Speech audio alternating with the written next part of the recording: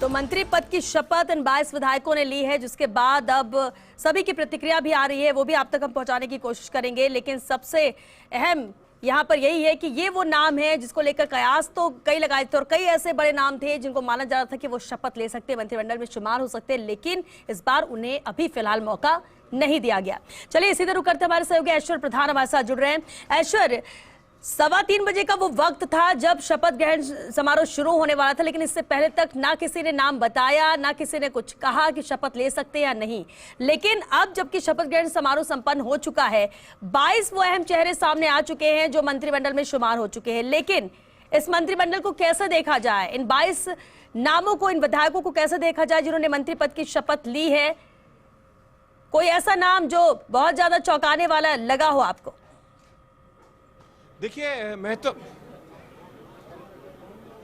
देखिए सबसे महत्वपूर्ण बात यह है कि संतुलन करने की कोशिश की गई है कि इस पूरे मंत्रिमंडल में सभी को साधने की, लेकिन नए चेहरे लाकर सभी को चौंकाया गया है। नए चेहरे इसलिए लाए गए हैं कि दूसरी पीढ़ी भी तैयार करनी होती है, ऐसा नहीं कि जो पहले मंत्री रह लिए हों उन्हीं को लेकर बनाया हो। एक विधायक साहब हमारे साथ मौजूद है नाथद्वारा के, उनसे बातचीत करते हैं।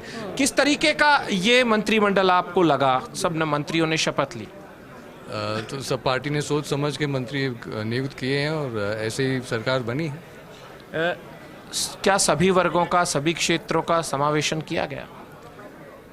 मेरे ख्याल से उसको भी सोचा गया होगा, लेकिन जो मेन चीज़ है कि शासन सही चले उसी को ध्यान में रखते हुए सभी को चुना गया।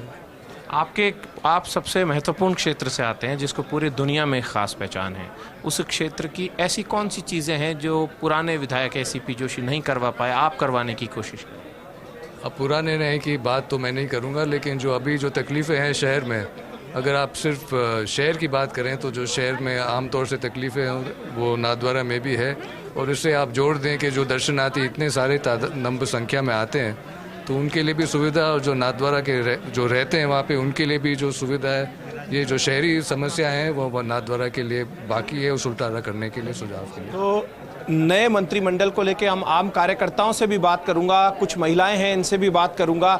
कुछ आम कार्यकर्ता और महिलाएं, किस तरीके के मंत्री लगे आपको? जो भी हुआ अच्छा हुआ है, क्योंकि देखा जा रहा है नए लोग हैं, नए चेहरे हैं, एक मोटिवेशन है हम सभी में, जनता में, सभी में। जी हमें तो बहुत ज़्यादा खुशी है क्योंकि हमारी पार्टी बहुत अच्छी पार्टी है। जी माननीय प्रधानमंत्री नरेंद्र जी मोदी साहब के नेतृत्व में पूरी भारतीय जनता पार्टी में जो नए नए राज्य मंत्री के चेहरे लिए हैं, किस तरीके के चेहरे लगे? ये जो चेहरे हैं निश्चित रूप से सब गरीब किसान के चेहरे हैं, नए चेहरे हैं जो अपना में खुशी महसूस कर रहे हैं कि हम भी एक मुख्यमंत्री बन सकते हैं, उप मुख्यमंत्री बन सकते हैं, मंत्री बन सकते हैं, ऐसा।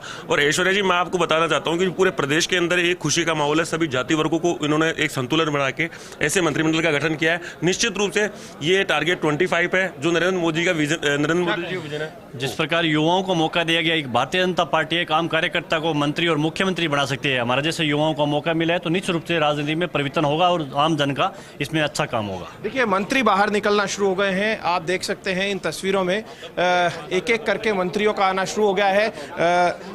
बहुत अभी इनके लिए बेहद प्रसन्नता का विषय है कि अब ये अपने अपने क्षेत्रों में जाएंगे, क्योंकि इनके जो समर्थक हैं वो इनकी प्रतीक्षा कर रहे हैं। उन्हें इंतजार है इनके समर्थकों को कि वो कितनी देर में उनके क्षेत्र में पहुंचेंगे। उससे पहले अविनाश जी, उससे पहले हम इनसे, जोराराम कुमावत से हमने बातचीत की थी। अविनाश गहलोत जो हैं उनसे हम बातचीत नहीं कर पाए थे। अविनाश गहलोत से एक बार बातचीत करते हैं। अविनाश जी, सबसे महत्वपूर्ण बात यह है कि आप ऐसे ओबीसी, मूल ओबीसी समाज से है, और जब पिछली बार आप जीत कर आए तो विधानसभा में लगातार बोलते भी रहते थे, डिबेट में भी आप जाते थे। जो आपने मेहनत की उसका प्रतिफल है? बिल्कुल, मैं समझता हूं कि भारतीय जनता पार्टी में कुछ भी असंभव नहीं है। कार्यकर्ताओं की पार्टी कार्यकर्ताओं के सम्मान के लिए काम करती है, और पिछले 5 साल विपक्ष में रहते हमने बहुत कुछ देखा, बहुत कुछ सीखने का अवसर भी मिला। चूंकि मैं पहली बार एमएलए बना था, बहुत कुछ सीखने का अनुभव मिला था। और इस बार पार्टी ने जो मेरे ऊपर बड़ी जवाबदारी, जिम्मेदारी दी है, पूरी ईमानदारी से, निष्ठा के साथ राजस्थान की जनता की जन कल्याण के भावना को ध्यान रखते हुए पूरा करेंगे। एक आपका समाज भी बहुत बड़ा समाज है, की वोटर है पूरे राजस्थान में। उस समाज को और ज़्यादा मजबूती से जोड़ने की कोशिश की जाएगी भाजपा के साथ? देखिए, वैसे तो पूरे ओबीसी समाज को जोड़ने का पूरा काम होगा। जहाँ राजस्थान में 50% से ऊपर ओबीसी समाज है, उनको भारतीय जनता पार्टी के साथ में अधिक से अधिक कैसे जोड़ सके, वो तो एक राजनीतिक रूप से हम लोग करेंगे। लेकिन हमारी प्राथमिकता ये रहेगी कि राजस्थान की 8 करोड़ जनता पार्टी से ऊपर उठकर, राजनीतिक भावना से ऊपर उठकर, जाति पंथ मजहब से ऊपर उठकर हम लोग कैसे काम कर सके, क्योंकि हमारे प्रधानमंत्री मोदी जी का और हमारे जो मार्गदर्शक हैं पहले के, उनका ये सपना है कि सबका साथ सबका विकास को साथ में लेकर चलेंगे और गांव ढाणी गरीब जो अंतिम पंक्ति में बैठे व्यक्ति, अंतिम पायदान पर बैठे व्यक्ति हैं, उन तक आज भी 75 साल अविनाश जी, आपके दिमाग में कोई बात होगी कि मुझे कभी मंत्री बनूंगा या मुझे मौका मिला तो मैं ये सुधार करने की कोशिश करूंगा, महकमे कोई भी मिल जाए, लेकिन एक होती है इच्छा कि मैं ये बेहतर करने की कोशिश करूं, एक होती है, तो आपको क्या लगता है? देखिए, वैसे तो मैंने कभी सोचा नहीं था कि मैं इस पद पर भी पहुंचूंगा, ना मैंने कभी विधायक बनने का सोचा था, लेकिन ये मैं समझता हूँ ईश्वर का आशीर्वाद है, पार्टी का आशीर्वाद है, तब जाकर मुझे ये पद मिला है, मुकाम मिला है। ऐसा विशेष सपना नहीं, लेकिन जो हमारी सरकार की प्राथमिकता रहेगी, प्रधानमंत्री मोदी की जो प्राथमिकता है, उनको जन जन तक पहुंचाने का हमारा प्रयास रहेगा। देखिए, गौतम दत्त भी हमारे साथ आ गए हैं, अविनाश गहलोत ने बात की है। गौतम दत्त को सबसे पहले बहुत बहुत शुभकामनाएं। गौतम जी, महत्वपूर्ण डिपार्टमेंट मिलेगा नहीं मिलेगा ये बाद की बात है, लेकिन एक सामान्य से कार्यकर्ता को पार्टी ने इतनी बड़ी जिम्मेदारी दी है। मुझे याद है आप बहुत संघर्ष किया करते थे क्षेत्र में, एक बार आपका टिकट भी कटा, लेकिन आप मायूस नहीं हुए। जी बिल्कुल, पार्टी ने जो जिम्मेदारी दी है उसको कैसे अच्छे से निर्वहन करें, मुख्यमंत्री जी ने भी विश्वास जताया, उनको भी धन्यवाद देते हुए कैसे हम इस राजस्थान की सेवा कर सकते हैं अच्छे से, उसका हम पूरा प्रयास करेंगे। जो भी दायित्व मिलेगा उसको मजबूती से और सक्रियता से करना। वैश्य समाज भी उम्मीद से देख रहा था कि आखिरकार किसका नंबर आएगा। बहुत सारे नामों को लेकर चर्चा थी, लेकिन एक बिल्कुल संघी चौंकाने वाला चेहरा आया कि एक सामान्य सा कार्यकर्ता सामने है। तो आप क्या चाहेंगे? अपने क्षेत्र की कोई ऐसी चीज़ तो होगी कि मैं आगामी दिनों में ये अपने क्षेत्र में करने की कोशिश करूंगा, या राजस्थान में ये सुधार किया जा सकता है, कोई सुझाव? निश्चित रूप से जो भी जिम्मेदारी मिलेगी, अभी पोर्टफोलियो तय होगा, उसके बाद अपनी दिशा और तय करेंगे।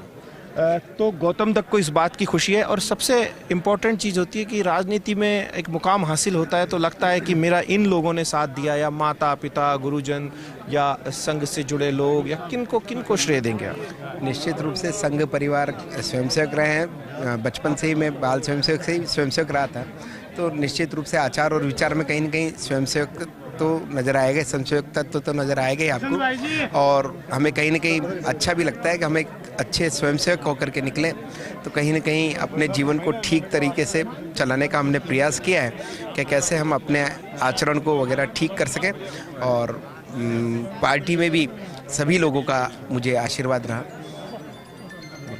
आपने सोचा था कि आपको कब पता लगा कि मैं मंत्री बन रहा हूँ? अब तो खोल दीजिए सारी बात, क्योंकि लोगों को इंतजार है। कब पता लगा? सुबह मुख्यमंत्री जी का फ़ोन आया था, उसके बाद ही मुझे पता लगा मुझे कोई जिम्मेदारी दी जा रही है। उससे पहले कोई पता नहीं? हाँ, उससे पहले तो हम गाँव में आदरणीय प्रधानमंत्री जी की विकसित यात्रा जो है उसके कैंपों को अटेंड कर रहे थे, और उनकी जो योजनाएं हैं उनको जनता तक पहुंचाने का हम प्रयास कर रहे थे। तो गौतम दत्त साहब ने खास बातचीत की है, मंत्री बने हैं, और एक बेहद सरल और सौम्य स्वभाव के हैं गौतम दत्त, और सामान्य तौर पर जब भी लोगों से मिलते हैं इसी अंदाज में मिलते हैं। जहां तक मैं इन्हें जानता हूं, कई वर्षों से जानता हूं, सरल हैं और सहज हैं, और ये चित्तौड़ की मिट्टी में ही एक कुछ खूबी है कि चित्तौड़ के बहुत सारे लीडर आपको इसी अंदाज के मिलेंगे। और राष्ट्रीय स्वयंसेवक संघ की इन्होंने बात की है कि मेरे साथ हमारे योगेश शर्मा और पंकज सोनी भी हैं, दोनों से मैं बातचीत करूंगा, वरिष्ठ सहयोगी हैं। ये सबसे पहले आपको इसमें महत्वपूर्ण चीज़ क्या नज़र आई? पूरे मंत्रिमंडल ने आपने कई देखे हैं, कई बार हम दोनों भी इसी राजभवन में साथ रहे, कि क्या लगा इस पूरे मंत्रिमंडल में, क्योंकि बरसों से आप कई चीज़ें देखते आए? देखिए ऐश्वर्य, पूरी तरह मंत्रिमंडल में नवाचार, और ख़ास तौर से यहाँ पर ज़बरदस्त ओबीसी और मूल ओबीसी को साधा गया। भारतीय जनता पार्टी ने वो कोशिश की कि जिसके ज़रिए ओबीसी खासतौर से जाट जो जाति है उस पर विशेष फोकस है। इसके साथ ही एसटी वर्ग पर और मूल ओबीसी, कुमावत लिया गया, माली लिया गया, गुजर लिया गया, तो एक तरह से एक ओबीसी और मूल ओबीसी पर बहुत ज़्यादा फोकस इसमें दिखाया गया। और ऐश्वर्य, एक बात और है इस पूरे इसके अंदर कि जो हेमंत मीणा पहली बार विधायक है, उनको कैबिनेट मंत्री का दर्जा, तो 2 कैबिनेट मंत्री मीणा, डॉक्टर किरोड़लाल मीणा और हेमंत मीणा और बाबूलाल खराड़ी, 3, मतलब एक आदिवासी। बाबूलाल खराड़ी तो बिल्कुल ऐसे हैं कि जैसे सबसे एक साधारण सा चेहरा, किसी ने नहीं, खुद बाबूलाल खराड़ी ने नहीं सोचा होगा कि मैं इस मुकाम पर पहुंचूंगा एक दिन। बाबूलाल खराड़ी और पिछली विधानसभा में सर्वश्रेष्ठ विधायक वो चुने गए थे, और यहाँ पर पूरी तरह कहा जा सकता है कि बाबूलाल खराड़ी को लाकर जनजाति कार्ड, आदिवासी कार्ड, और हेमंत मीणा भी उसी बेल्ट से आते हैं, प्रतापगढ़ जिले से, और डॉक्टर किरोड़ीलाल मीणा को पूरे पूर्वी राजस्थान से। डॉक्टर किरोड़ीलाल मीणा और बाबूलाल खराड़ी को संघ ने बहुत अच्छे से गढ़ा था।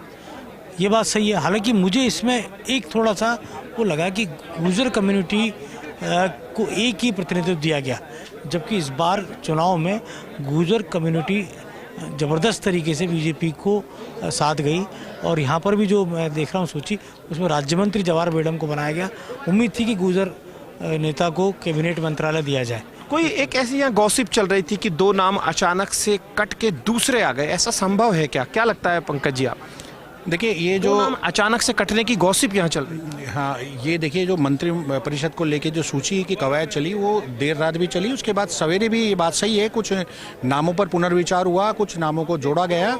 हालांकि ये हमारे सूत्र बता रहे हैं कि ये बात सही है कि कुछ नाम जल्दी जो सवेरे हैं उन्हें भी जोड़ा गया और उनको लेट सूचना भी की गई जिनको जयपुर आना था।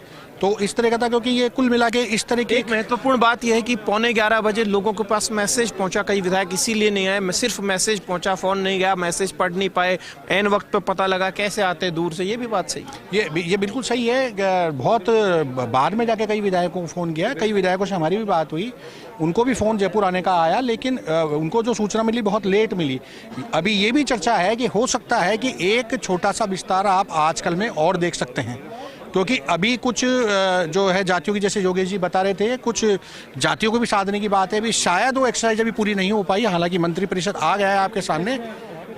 एक कुछ अपडेट दे रहे हैं योगेश शर्मा, एक जोगेश्वर गर्ग को लेकर अनायास विश्वास ही नहीं होता। हाँ बिल्कुल, ये वाकई में वो बैठ भी गए थे आके। ऐसा 2-3 मंत्रियों के साथ हुआ जो मतलब अपने आप को मंत्री मान रहे थे। महेंद्र प्रतापपुरी वो भी आके मंत्री वाली दीर्घा में बैठे। आप जोगेश्वर गर्ग के साथ भी ऐसा हुआ। इसके साथ ही आपको ध्यान है भैराराम सियोल, उनको भी लग रहा था। लेकिन यहाँ पर जो एक चौंकाने वाली बात यहाँ पर नजर आई कि श्रीचंद्र कृपलानी, कालीचरण सराफ, प्रताप सिंह सिंघवी, इस तरीके के लीडरों को एक मैसेज दे दिया गया। मैसेज दिया गया और वसुंधरा राजे की गैर मौजूदगी भी चर्चा का विषय है, उनका नहीं रहना। और मैं इस बारे में एक सवाल पंकज जी भी करना चाहूँगा कि जो दो विधायकों के आने की और सूचना मिल रही है कि वो शपथ ले सकते हैं। अभी क्या लग रहा है, 2 विधायक और शपथ ले सकते हैं? और कौन कौन नहीं आए यहाँ? कुछ विधायक आए ही नहीं यहाँ पर। जी, कुछ विधायक नहीं आए, कुछ बड़े चेहरे भी यहाँ देखने को। बड़े चेहरे जैसे पूर्व मुख्यमंत्री वसुंधरा राजे, राजेंद्र राठौड़ भी नहीं दिखे। हाँ, सतीश पुनिया हमको दिखाई जरूर दिए और मिले भी सतीश पुनिया, लेकिन ये 2 बड़े चेहरे जो नहीं दिखाई दिए। दीप्ति महेश्वरी भी हमको नहीं दिखाई दी। राजेंद्र राठौड़ तो आ गए।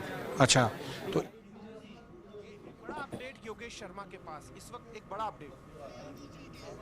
और ये सीधी तस्वीरें आप देख रहे हैं, मुख्यमंत्री भजनलाल शर्मा ओटीएस पहुंच गए हैं। ये एक्सक्लूसिव तस्वीरें, जहां शपथ ग्रहण समारोह में शामिल होने के बाद अब ओटीएस पहुंचे हैं मुख्यमंत्री भजनलाल शर्मा। ये एक्सक्लूसिव तस्वीर आप देख सकते हैं। भजनलाल, मंत्रिमंडल का गठन हो चुका है, 22 विधायकों ने मंत्री पद की शपथ ली। समारोह में शामिल रहे मुख्यमंत्री भजनलाल शर्मा और इस कार्यक्रम के समापन के साथ ही ओटीएस के लिए रवाना हो चुके हैं मुख्यमंत्री भजनलाल शर्मा। ये एक्सक्लूसिव तस्वीर आप देख रहे हैं, जहां 22 विधायकों ने मंत्री पद की शपथ ली है। तो आप सीबी जोशी को सुन रहे थे, उन्होंने कहा है कि एक बेहतरीन मंत्रिमंडल का गठन किया गया और वाकई में जिस तरीके से मुख्यमंत्री भजनलाल शर्मा को शपथ दिलाई गई थी, उस दौरान ही तय हो गया था कि बीजेपी अगले 20 साल के लिए सोच रही है। और इसी तरीके से आप इस मंत्रिमंडल को भी देख लीजिए, 22 में से 16 ऐसे चेहरे हैं जो पहली बार मंत्री बने हैं। यानी कि जरा सोचिए, जो मंत्रिमंडल उप मुख्यमंत्री और मुख्यमंत्री को मिलाकर 25 का हो गया है, उसमें से 16 नए चेहरे हैं। और अगर मुख्यमंत्री और उप मुख्यमंत्री को भी जोड़ लिया जाए तो मानिए ये आंकड़ा 19 हो जाएगा। और इसका मतलब यह है कि लगभग 65 से 70% नई कैबिनेट है। इसमें महज कुछ चेहरे ऐसे हैं जिनको इससे पहले बतौर मंत्री काम करने का अनुभव है, 6 चेहरे ऐसे हैं। वहीं सोशल इंजीनियरिंग भी की गई है। आप राजस्थान के किसी हिस्से को उठाकर देखिए, आपको प्रतिनिधित्व मिल जाएगा। आप किसी भी जाति को उठाकर देखिए, आपको प्रतिनिधित्व मिल जाएगा। हाँ, ये जरूर है कि यादव कोई मंत्रिमंडल का हिस्सा नहीं है। माननीय मुख्यमंत्री जी ने स्पष्ट कर दिया है कि ये भारतीय जनता पार्टी सरकार का जो शासन है सुशासन होगा, भ्रष्टाचार मुक्त शासन होगा। फिर भी आपने कुछ प्राथमिकता खुद की भी और तय कर रखी है, क्योंकि मंत्री के आप सरकार का अंग है, आपके क्षेत्र की कोई बड़ी समस्या है? वो जो मेरी प्राथमिकताएं होंगी उनको मंत्रिमंडल में डिस्कस करेंगे और जो सब अच्छा मानेंगे उनको कोशिश करेंगे कि उस पर काम करें। मदन जी, एक बड़ा सवाल था, इस बार जो मंत्रिमंडल आपका विस्तार हुआ है, महिलाओं की भागीदारी कम है। नहीं, हमारे माननीय उप मुख्यमंत्री जी भी महिला हैं और इस प्रदेश में 10 साल तक माननीय वसुंधरा जी भी मुख्यमंत्री रही हैं।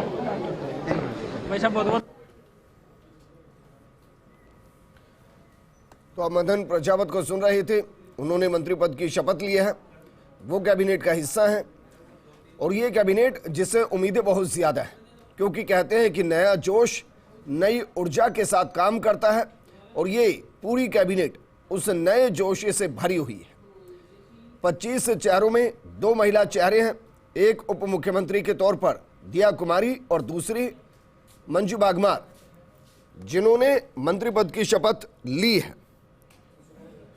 और तस्वीरें हम आपको दिखा रहे हैं उस वक्त की जब फोटो सेशन हुआ और उस फोटो सेशन के जरिए जो जनता से एकता दिखाई, जो हमारा संकल्प पत्र था उसको हम पूरा करेंगे और राजस्थान एक सुनहरा राजस्थान अब आने वाले समय में जनता देखेगी और टीम मिलकर सब मिलकर और आने वाले समय में हमारे सभी मंत्री मुख्यमंत्री सभी मिलकर राजस्थान को एक सुनहरा राजस्थान बनाएंगे। चौंकाने वाला नाम था इस बार बहुत ज़्यादा। ऐसा है कि भारतीय जनता पार्टी के अंदर सबका प्रतिनिधित्व होता है, इसमें किसी परिवार की पार्टी नहीं है और एक लोकतांत्रिक पार्टी जिसके अंदर सबका योगदान होता है, जिसमें युवा भी है तो किसान भी है, तो इस तरह से सभी का प्रतिनिधित्व इसके अंदर है। बहुत ही रिलायंस वाला जिसको कह सकते हैं, इसके लिए मैं शीर्ष नेतृत्व को भी धन्यवाद देता हूँ और हमारे सीएम साहब को बहुत धन्यवाद। क्या आप मानते हैं कि सभी को सांस दिया गया, सभी लोगों को इस बार जो वोट दिया आप लोगों ने मंत्री पद दिया वो सभी लोग हर वर्ग इसमें साथ दिया गया है? ऐसा है कि बनाने की कोशिश की जाती है कि सभी का प्रतिनिधित्व हो और उसको ध्यान में रखकर और क्षेत्र का और सभी का प्रतिनिधित्व का ध्यान में रखना बहुत ही इस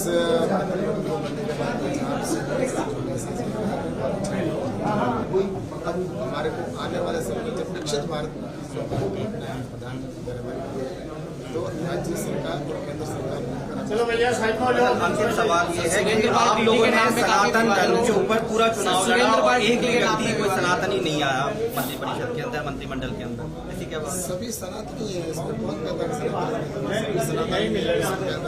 बालकनाथ जी यहाँ बैठे हुए हैं, इसके अलावा बाल मुकुंदन सभी सनातनी आपके मंत्रिमंडल बड़ी विस्तार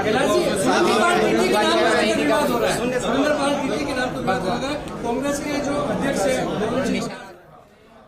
तो कैलाश चौधरी को आप सुन रहे थे। वहीं हमारे सहयोगी और पॉलिटिकल एडिटर योगेश शर्मा हमारे साथ जुड़ गए। योगेश, अगर मंत्रिमंडल को डिकोड करें तो 2 सवाल मेरे आपसे हैं।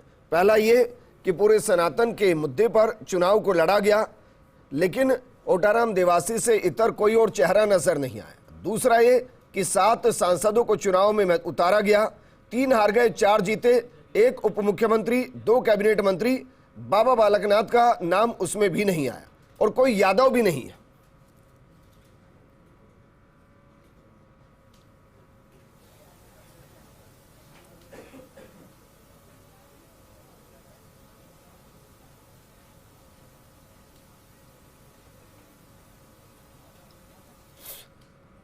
योगी जी, क्या मुझे सुन पा रहे हैं?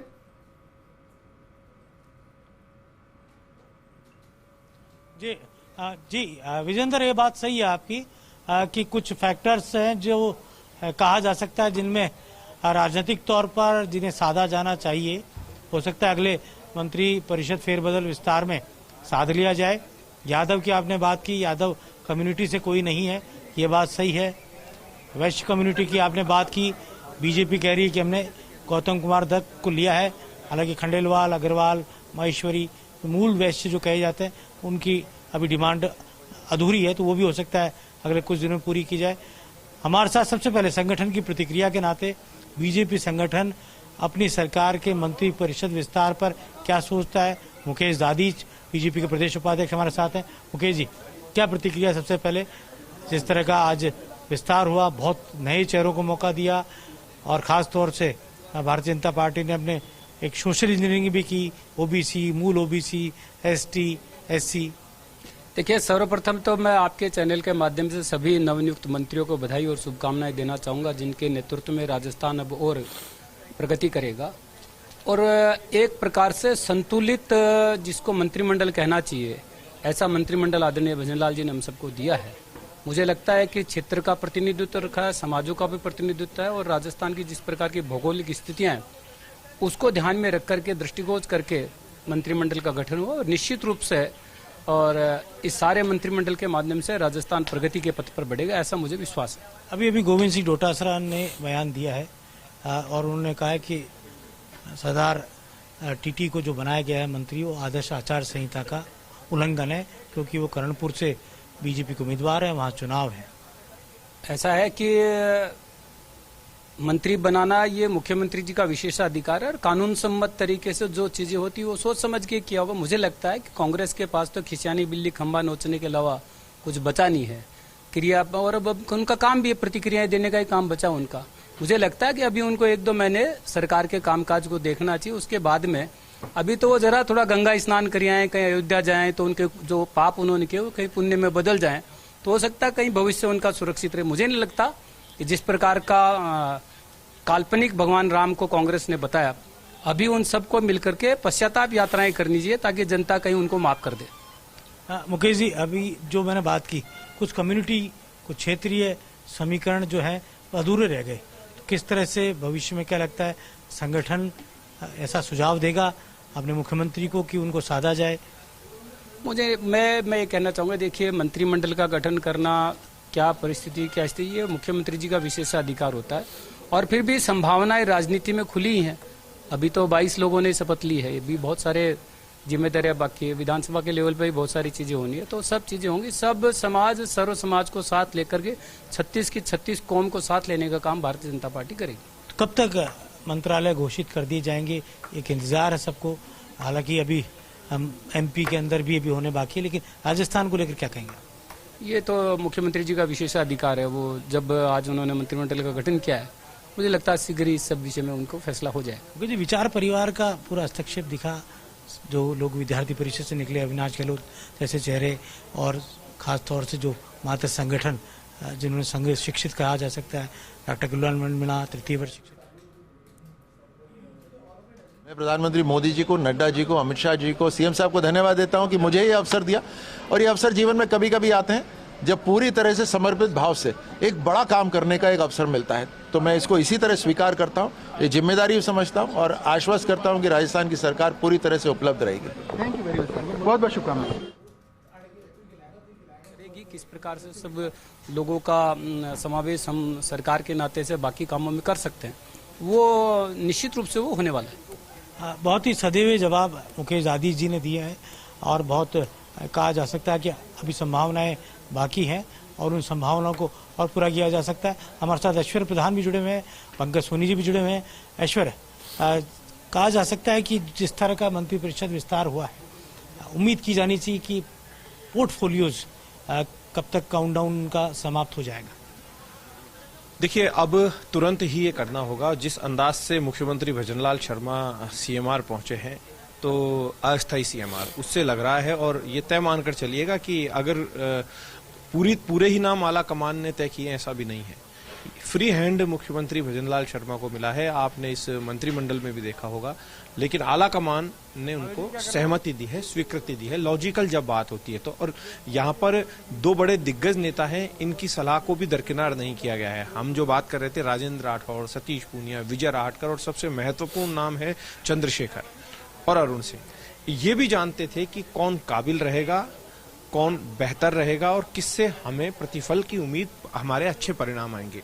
यहाँ पर ओवरऑल अगर देखा जाए तो अब इंतजार इसी बात को लेकर है कि जो पंकज सोनी बता रहे थे कि एक छोटा सा एक फेरबदल और हो सकता है, बदलाव हो सकता है, विस्तार लगता है लोकसभा के बाद ऐसा, जिस तरह मुकेश आदित्य ने भी संकेत दिए कि अभी तो जितना हो चुका वो ठीक है, अब लोकसभा चुनाव तक सबको ये कहा जाए अपने चुनावी दायित्व में जुटे, इसकी भी एक संभावना हो सकती है। लेकिन पंकज सोनी ने यहाँ पर जो चर्चाएं सुनी, सियासी गपशप या चर्चाएं, उसके आधार पर बोला। लेकिन मेरा मानना है कि ये सोच समझ कर किया गया। बहुत ही रोचक तथ्य है इस पूरे मंत्रिपरिषद विस्तार के बाद विजेंद्र, इस पर चर्चा करना बहुत जरूरी है। कालीचंद सराफ, प्रताप सिंह सिंघवी, श्रीचंद्र कृपलानी, बाली से विधायक पुष्पेंद्र सिंह बाली, डॉक्टर जसवंत यादव, बालकनाथ, बाबू सिंह, अमीर सिंह, ये बड़े, जोगेश्वर गर्ग, अनीता भदेल, ये वो नाम है जो बहुत सीनियर मोस्ट है और ये साधारण विधायक की तरह विधानसभा में नजर आएंगे। देखिए, राजपूत क्षत्रिय जो हैं, क्षत्रिय में भी एक अक्सर चर्चाओं में आता है कि एक तो क्षत्रिय, किसान क्षत्रिय, और एक क्षत्रिय जो राज परिवारों से भी हैं या फिर दूसरे हैं या फिर अपने व्यवसायी हैं। तो इस तरीके की भी चर्चा कई बार निकलती है। ये सभी जातियों में होती है, राजपूतों में भी होती है, ब्राह्मण्स में भी होती है, वैश्य में भी होती है। कई वैश्य किसान तबके से आते हैं, बिल्कुल किसान होते हैं। सीपी जोशी प्रदेश अध्यक्ष है, भले ही ब्राह्मण हो, भजनलाल शर्मा भले ही ब्राह्मण हो, किसान तबके से आते हैं। तो अब हो सकता है कि आगामी दिनों में लोकसभा चुनाव के बाद, जैसा आप कह रहे हैं, कि बदलाव हो, लेकिन एक पूरा युग परिवर्तित हो गया, युग परिवर्तन हो गया। इसको एक ट्रांसफॉर्मेशन बोल सकते हैं कि एक ट्रांसफॉर्मेशन हुआ है कि समझ नहीं आ रहा था कि कौन बनेगा। हम लोग कयास लगा रहे थे, हम लोगों ने फर्स्ट इंडिया पर कई नाम चला दिए थे, सब लगभग चला दिए थे, जैसे के विश्नोई हैं, मदन दिलावर हैं, कन्हैयालाल चौधरी है, संजय शर्मा, इनके नाम हमने सबने चलाए थे, बहुत सारे नाम चलाए थे। जोराराम कुमावत, अकेले कुमावत है तो उनको बनना ही था, लेकिन मूल ओबीसी पर फोकस किया है। अब मुख्यमंत्री भजनलाल शर्मा, और एक सबसे जोरदार नाम अगर कोई यहां पर दिखा वो डॉक्टर किरोड़ी लाल मीणा दिखा। डॉक्टर किरोड़ी लाल का कद ऐसा है कि वो कैबिनेट मंत्री रहे या वो सांसद रहे या सामान्य विधायक भी रहे, तो उनका कद अपने आप ही बोलता है और वो निष्फिक्र होकर। उनके खास बात ये भी कि सबसे अनुभवी मंत्रालय या मंत्री के तौर पर उनकी मौजूदगी भजनलाल सरकार में रहेगी। देखिए, उनको कोई ऐसा टास्क दिया जाएगा कि जिस टास्क के बेस पे वो अपनी पहचान को बरकरार रखेंगे और वो बैठ नहीं सकते जितना मैं किरोड़ी लाल मीणा जी के पास आऊंगा। पंकज जी, हम मात्र संगठन की बात मुकेश दादी से कर रहे थे। इस पूरे मंत्रिपरिषद में ऐसे कई चेहरे हैं जो संघ परिवार से आते हैं, संघ शिक्षित है और जिनको वरीयता दी गई। जी बिल्कुल, अगर हम इसकी परसेंटेज में बात करें तो कम से कम 70% से ज़्यादा वो चेहरे हैं जो सीधे रूप से या तो संघ पृष्ठभूमि के हैं या संघ के और संबंधित जो संगठन हो उनसे आते हैं। सिर्फ 3 जो मंत्री हैं जो पहले मंत्री रह चुके हैं, 3 ही अनुभवी चेहरे ऐसे इस पूरे मंत्रिमंडल में आपको दिखाई देंगे, किरोड़ी लाल मीणा, मदन दिलावर और गजेंद्र सिंह खींवसर। ये 3 ही ऐसे चेहरे हैं जो अनुभवी है। इन 3 अनुभवों के साथ जो मंत्रिमंडल बनाया गया है वो बेहद नए लोगों का पहली बार जीत के आए लोग हैं। लेकिन खास बात जो आपने पकड़ी है, कहीं ना कहीं इनका जो कहीं ना कहीं जुड़ाव है वो संघ परिवार से इन लोगों का बिल्कुल देखने को मिला। कहा जा सकता है कि मंत्री परिषद विस्तार में दखल भारतीय भवन का दिखा है। देखिए, जो हमारे सूत्र बता रहे हैं, सूची पर बहुत लंबे अरसे तक मंथन चला, करीबन 3 सूची 3 बार वापस भेजी गई। संघ परिवार का उसमें दखल था। चंद्रशेखर जी खुद संगठन महामंत्री है, जो एक तरीके से मान लीजिए कि संघ की तरफ से भाजपा में जो डेपुट होते हैं वो प्रमुख पदाधिकारी हैं। तीनों, चाहे सीपी जोशी हो, चाहे भजनलाल जी हो, चाहे चंद्रशेखर जी हो, जब भी सूची में मंथन चला ये तीनों साथ में बैठे और लंबे समय तक इन्होंने मंथन किया। एक बार नहीं, कई बार किया। तो ये आप निश्चित रूप से मान के चले, वहां से अगर सूची स्वीकृत होगी तभी आज जो आप देखने वाले जो चेहरे आपको देखने को मिले तभी देखने को मिले हैं। अगर वहां से कहीं किसी का कोई वीटो होता है या कुछ अड़चन होती तो ये सूची आज जो आप मंत्रिमंडल विस्तार में आपने देखी ये नहीं देखने को मिलती। तो ये बात बिल्कुल तय है कि 70 से 80% मंत्री वही हैं जो या तो संघ पृष्ठभूमि के। एक और बात बता दूं आपको, एक और बात है, बड़ा तथ्य है, ये पहला ऐसा मंत्रिपरिषद है जिसमें कोई मुस्लिम चेहरा नहीं है। भैरव सिंह शेखावत की सरकार रही राजस्थान में, उस वक्त भी रमजान खान, नसरू खान जैसे मंत्री हुआ करते थे। वसुंधरा राजे की दोनों सरकारों में यूनुस खान मंत्री रहे। ये सरकार अल्पसंख्यक कोटे से गौतम कुमार दक है और सुंदरपाल टिटी है, लेकिन अल्पसंख्यक नहीं है। तो ये मुझे लगता है ये भी एक तरह से विचार परिवार का हस्तक्षेप कहा जा सकता है। देखिए मंत्री बनना तो क्योंकि अब संभव नहीं था, कारण क्या कि एक भी जो विधायक है मुस्लिम जो है, बीजेपी ने ना तो टिकट दिया, किसी को प्रत्याशी बनाया, ना ही कोई मुस्लिम विधायक भाजपा के पास था। तो ऐसे में तो ये बात बिल्कुल क्लियर थी कि इस मंत्री परिषद में कोई भी मुस्लिम अल्पसंख्यक के नाम पे कोई भी मुस्लिम चेहरा नहीं होगा। और भाजपा की रणनीति अभी यही नहीं, केंद्र तक भी यही रणनीति भाजपा की चल रही है। मैं इसलिए पूछ रहा हूँ क्योंकि यूपी में भी नहीं था, यूपी में भी किसी को लड़ाया नहीं गया था, लेकिन वो बनाया था मनोनीत, फिर वो एमएलसी में भेजा गया। लेकिन हाल फिलहाल यहाँ पर ऐसी कोई परिस्थिति दिखाई नहीं दे रही है कि बीजेपी इस तरह का कोई कदम उठाए। ये बात जरूर है कि जो मुकेश दादी जी कह के गए, एक बहुत बड़ा संकेत वो दे गए कि विधानसभा में भी अभी कुछ पद हैं, यानी ये मान के चलिए 1-2 दिन में विधानसभा के भी कुछ जो पद है, मुख्य सचेतक का पद है, तो हम तो माने जोगेश्वर गर्ग मुख्य सचेतक होंगे, ऐसा ही संकेत मिल रहे हैं। क्योंकि जो भाजपा नए जो विधायक जीत के आए हैं, फ्लोर मैनेजमेंट के लिए कहीं ना कहीं ऐसा कद्दावर चेहरा जो विधानसभा की पूरी कार्रवाई को समझता हो और उसने कई बार का उसको अनुभव, ऐसा चेहरा जोगेश्वर गर्ग ही नजर आ रहे हैं। और ये मान के चलिए कि आने वाले समय में ये हो सकता है कि जोगेश्वर गर्ग को विधानसभा की कोई महत्वपूर्ण जिम्मेदारी पार्टी दे। एक बात है ऐश्वर्य, बिल्कुल योगेश जी, लेकिन मेरा एक और सवाल है, 25 में से अगर देखें तो सिर्फ 2 ही महिला विधायक ऐसे हैं जिनको मंत्रिमंडल में शामिल किया गया है। एक खुद उप मुख्यमंत्री दिया कुमारी और दूसरी मंजू बागमार। इसको हम 25 में से देखें तो ये 10% भी नहीं है। तो क्या वहां बीजेपी को सोचने की जरूरत थी? क्योंकि महिला आरक्षण की बात कर रहे हैं, 2024 में जाना है, बिल लेकर आए, कानून बनाया।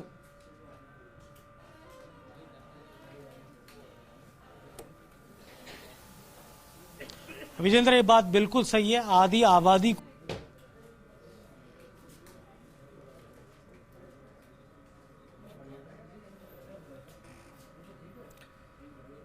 चलिए वापस उनको जोड़ेंगे, लेकिन हम आपको बता रहे हैं कि किस तरीके से मंत्रिमंडल का गठन किया गया। कोशिश की गई है कि हर क्षेत्र को प्रतिनिधित्व दिया जाए, हर जाति को प्रतिनिधित्व दिया जाए और 2024 के लिए एक ऐसी रेखा खींच दी जाए जिसमें 25 के मंत्रिमंडल के साथ 25 सांसद